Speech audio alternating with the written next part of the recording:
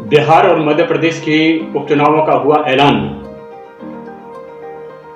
हरियाणा में पंचायत चुनावों से जुड़ी बड़ी खबर। यूपी में समाजवादी पार्टी को झटका। यूपी के अस्पतालों में बेसिक सुविधाओं का भी अभाव। अनुसूचित जाति के छात्रों को छात्रवृत्ति नहीं।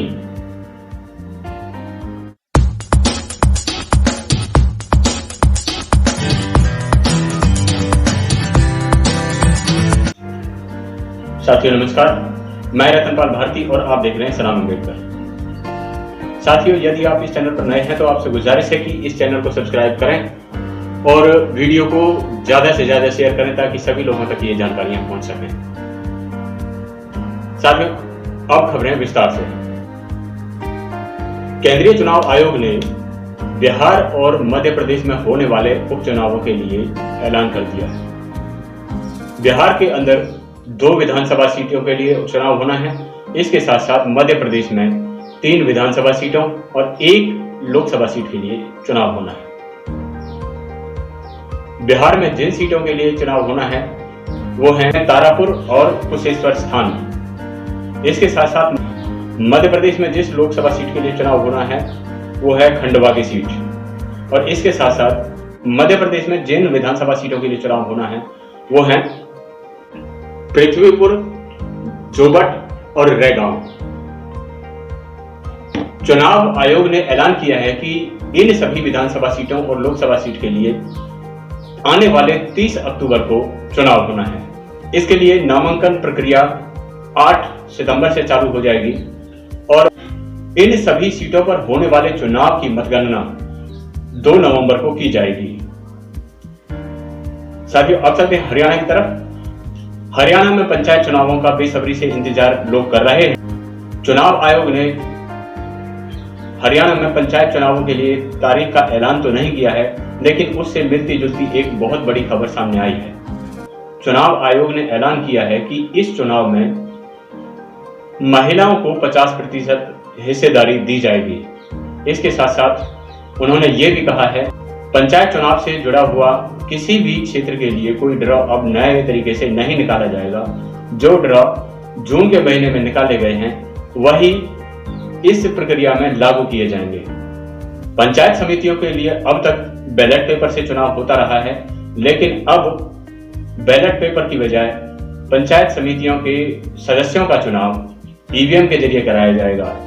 तो इसका मतलब है कि जिला पार्षद, ब्लॉक समिति सदस्य और सरपंच के जो चुनाव हैं वो ईवीएम के जरिए कराए जाएंगे, जबकि वार्ड मेंबर या पंचायत सदस्यों का चुनाव बैलेट पेपर के जरिए ही कराया जाएगा। यूपी के अंदर समाजवादी पार्टी को एक तगड़ा झटका लगा है। आजमगढ़ से समाजवादी पार्टी के वरिष्ठ कार्यकर्ता रहे पारसनाथ यादव और उनके साथ साथ समाजवादी पार्टी की पूर्व विधायक रही श्रीमती रुचि यादव समाजवादी पार्टी को छोड़कर के बहुजन समाज पार्टी में शामिल हो गए हैं। उत्तर प्रदेश के अस्पतालों की हालत बयां करते हुए हमें खबर मिली है कि उत्तर प्रदेश के अस्पतालों में बेसिक सुविधाओं का भी अभाव है।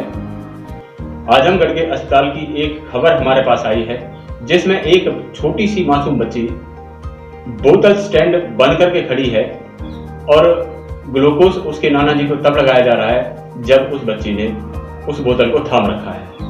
प्रदेश की जो सरकार नंबर 1 का दिखावा करने के लिए प्रचार प्रसार पर इतना ज्यादा खर्च कर रही है, अगर उसने इस प्रचार प्रसार पर पैसा खर्च करने की बजाय स्वास्थ्य सुविधाओं को भी इस प्रदेश के अंदर लागू किया होता तो आज उन्हें इस बात के लिए चिंतित नहीं होना पड़ता कि शायद उनकी सरकार सत्ता में दोबारा ना आए। उन्हें प्रचार प्रसार पर इतना ज्यादा खर्च करने की जरूरत नहीं पड़ती। इसके लिए योगिता भयाना लिखती हैं, आजमगढ़ कष्ट होता है ऐसी तस्वीरें देखकर। जिला अस्पताल में स्टैंड न होने की वजह से मासूम बच्ची को अपने नाना के इलाज के लिए बोतल स्टैंड बनकर खड़ा होना पड़ा। उसके बाद ग्लूकोज चढ़ाया गया।